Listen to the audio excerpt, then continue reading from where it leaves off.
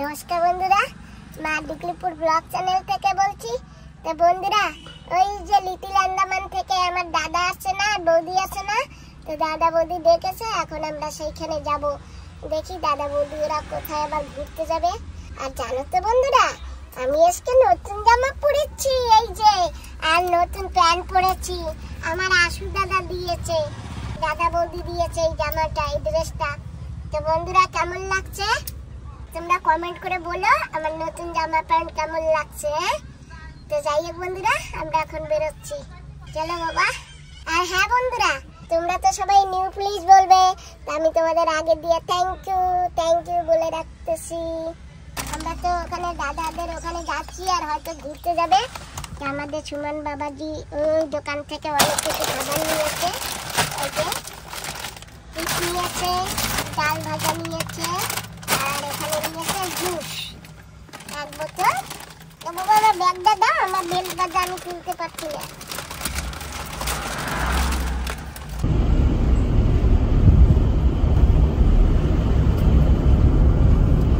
আমরা কিন্তু যাচ্ছি এখন। দাদা বৌদি ওখানে ইন্তজার করে বসে আছে। বৌদি ফোন করেছিল, কত দূর? বলছে এই তো প্রায় আসছি। দাদা, এই যে আমি সেই নতুন জামা প্যান্ট পরছি, কেমন হয়েছে? খুব সুন্দর লাগতেছে, তোকে অনেক ভালো লাগছে। আচ্ছা, দেখি। ঠিক আছে।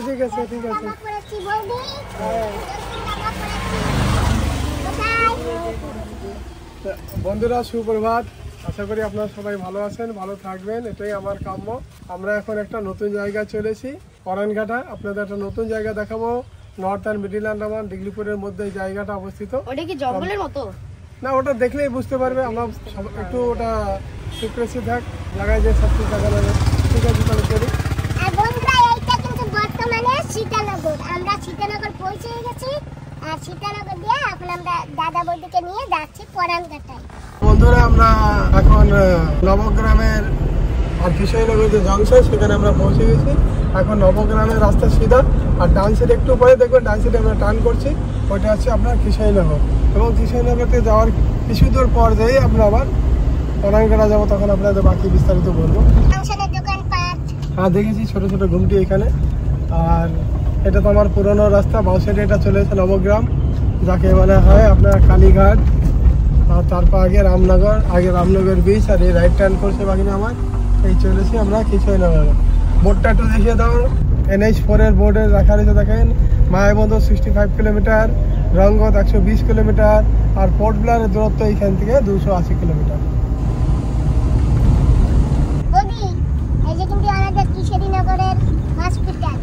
আচ্ছা, এটা কিশোরনগর যে গ্রামটা, এই গ্রামের জন্য এটা একটা PSC খুলেছে না, ভালো জায়গায়, মেডিকেলটা সুন্দর। তার মানে সামনেই তো কিশোরনগর, তাই তো? কিশোরনগর লেখাই রয়েছে। কিশোরনগর এরিয়া ঢুকে পড়েছি আমরা। যাও, ভিতরে যাবো না, গাড়ি এবার তুমি এসে নিও। আমাদের ড্রাইভার চেঞ্জ হয়ে গেছে আগে বৌদি, রাস্তাটা একটু। ড্রাইভার চেঞ্জ হয়ে গেছে, এবার নতুন ড্রাইভার গাড়ি চালাবে। হ্যাঁ বন্ধুরা, আমরা কিন্তু বর্তমানে পরানঘাটায়। ওই যে বোর্ডে লেখা আছে।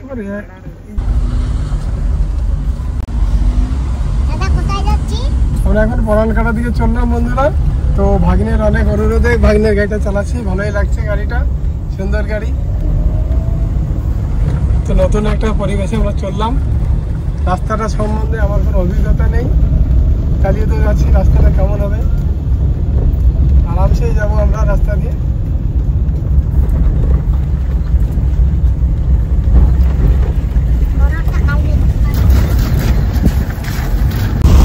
পরানঘাটার রাস্তায় আমরা চলছি, দুদিকে সবুজ বনানী ঘেরা, এবং এখানকার একেবারে সবচেয়ে যে সুন্দর গাছ, বেটা গাছ। বাইরে দেখে দাও, সামনে উপরে দেখা যাচ্ছে বেটা গাছ। ওই জায়গায় লেফট সাইডে একটা বেটা গাছ আছে। এই যে গুইসব বড় একটা, বাপরে, চলে গেল বাইরে দর্শন করতে। দেখিয়েছো না? হ্যাঁ। বন্ধুরা, এই যে আমরা পরানঘাটায় এসে গেছি, একেবারে ভিতরের দিকে। আর এই যে এখানে কি সুন্দর জায়গা, সব জায়গা শুধু সবুজ আর সবুজ।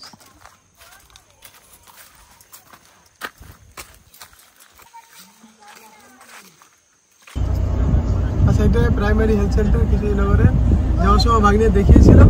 তো আমরা মেডিকেল পার হয়ে চলছি। আবার আমরা বাড়ির দিকে রওনা দিয়েছি। আমরা আজকে বাড়িতে যাব না, আমরা আর কে গ্রাম যাবো, আমার বড় জাটা শ্বশুরের বাড়িতে, ওইখানে আমাদের নেমন্তন্ন করেছে, তো সেইখানে আমরা যাচ্ছি।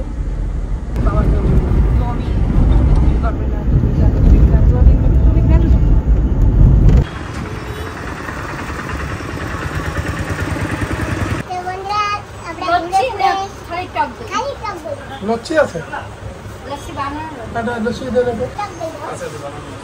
তো বন্ধুরা আমরা আইসক্রিম পেলাম না, আমরা এখন মিষ্টি দই খাচ্ছি, বোন টক দই খাবে আর দাদু ভাই খাবে হচ্ছে লচ্ছি। হ্যাঁ ভালো,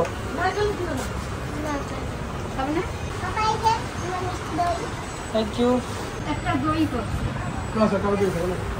শরবত, লচ্ছি আর কি খেলাম, মিষ্টি দই। মিষ্টি দই। বোন খেলো টক দই, টক দই খেয়ে খুব খুশি হলো, বলো দাদা খাবে নাকি এত ভালো দই, যে নিজে খেতে যাচ্ছিল না। তো আমরা এখন সোজা রওনা দিয়েছি আমার জেঠু শ্বশুরের বাড়িতে। দইটা কেমন ছিল? দারুণ। আর খাবি দই কোনোদিন? টক দই খাওয়ার স্বাদ মিটে গেছে না? ভালো হয়েছে। বললাম যে মিষ্টি দইটা খাবি না, ভাই না চালাও গাড়ি। হ্যাঁ এই দেখো সে দোকানটা বন্ধ হয়ে গেছে। টক দইতে কি হয়েছে বলো? লবণ পোড়া খাইনি আমি অবশ্য। অ্যাকচুয়ালি টক দই এর আগে আমি খেয়েছি, ও কোনদিন ভালো লাগে না, সেই জন্য আমি এবার মিষ্টি দইটা খাই না, তবু আমি মিষ্টি দই খেয়ে নিলাম। হ্যাঁ টক দইটা ভাতের জন্য ঠিক আছে। তো বোন তো শুনবে না, ভাবছে স্পেশাল খাবে, খেয়ে নিল। শেষমেশ চলে আসছি আমার শ্বশুর বাড়ি, মানে সব থেকে বড় যে শ্বশুর মশাই যারা সেখানে। আর এই যে দেখেন আসছে আমার বৌদি, সালামু যাকে বলা হয়, গালি। এই দেখেন আসছে, আমাদের রিসেপশনে চলে আসছে। ঠিক আছে ঠিক আছে তাহলে ধরে। ঠিক আছে, ঠিক আমি বলে দিতে পারবো। আমরা এখন যাচ্ছি ঘরের দিকে। টাটা মামা, টাটা মামি। ঠিক আছে, কল করে দিও। ঠিক আছে। দাদাটা এখন দাদা শ্বশুর বাড়ির দিকে গেছে। তো যাই হোক, দাদা ওরা তো আছে, আর আমরা যেটুকু পারি সেইটুকু ঘুরাচ্ছি। আর বৃষ্টির জন্য, বর্ষার জন্য আমরা বেশি জায়গা ঘুরাতেও পারছি না। আরো অনেক জায়গা আছে, মাঠ কারখানা আছে, কিন্তু ওখানে এখন অনেক কাদা, ওই জন্য আমরা নিয়ে যেতে পারছি না। যাই হোক, যেখানে যেখানে কাদা নেই কিছু কিছু জায়গা আমরা ঘুরতেছি। এরপরে আবার কোথায় প্ল্যান হবে। আজকে আমরা গাড়ি করে গিয়ে অল্প একটু জায়গা ঘুরিয়েছি, পরানঘাটায় গিয়েছিলাম। আমাদের বাজার থেকে সেই পরানঘাটা 30 কিলোমিটার, অনেক দূর চলে গেছিলাম। হ্যাঁ বাবা? হ্যাঁ মা, একদম ঠিক। আমরা ঘুরে পুরে চলে আসছি বাড়িতে। তুমি আর খাবার জুস? আর একটু দেবো? না আর দেবো না? অল্প একটু খাও, আর অল্প একটু খাও। আর একটু খাও। তুই একটু খা, খাবে? অল্প অল্প আছে, ওটুকু হবে? নাও বাবা। বন্ধুরা, টক দই এই যে ও কি আনছো? টক দই। আর এই যে দাদাই তোমার জন্য কি পাঠাইছে দেখছো? এখন হবে না, আসবে পরে। এখন হয় সেটা লাগো না, তাই আজকে না 8 গ্রাম গেছে। গুড়ের রসগোল্লা। এই যে গুড় দিয়ে বানাইছে রসগোল্লা সেইয়া। দিদা, এই রসগোল্লা মামা দিয়া কইছে এটা মাসিবার জন্য, তোমার জন্য। হয় আমার জন্য। হাই হ্যাঁ, তোমার জন্য কইছি। হয় কত মিথ্যে কথা বলে, আমার জন্য একলার জন্য পাঠাই কেউ। তোমার জন্য পাঠাইছে, আমরাও একটু খাবো অনেক।